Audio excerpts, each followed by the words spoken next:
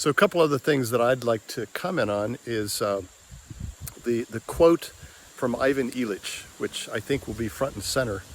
If you've heard me before, I've talked about this. Ivan Ilyich was like a Catholic priest, maybe a socialist, and his disciples came to him one day and said, "So Ivan, how do you change culture? Do you change it by violent overthrow or gradual evolution?" And apparently he thought about that for a while, came back to him and said, "Neither one. You change culture by telling an alternate story."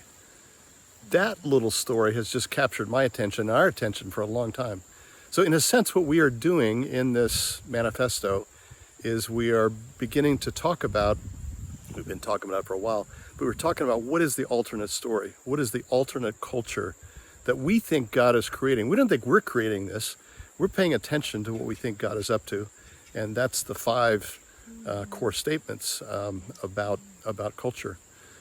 A couple of things I'll say about culture, and Hillary can edit this if she wants to, so feel free, Hillary.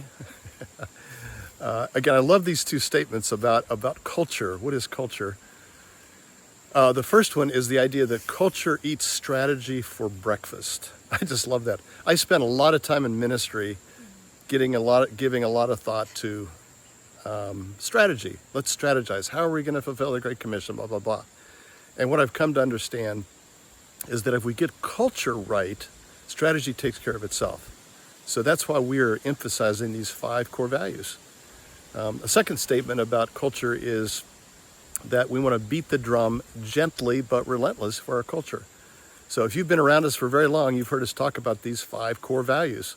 And the manifesto, in a sense, is just another discussion of those for fleshing those out. And then ultimately, each of those will end up in a book. One of the books has already been written, and another book on Jesus-led is underway. But we felt like this was supposed to happen first.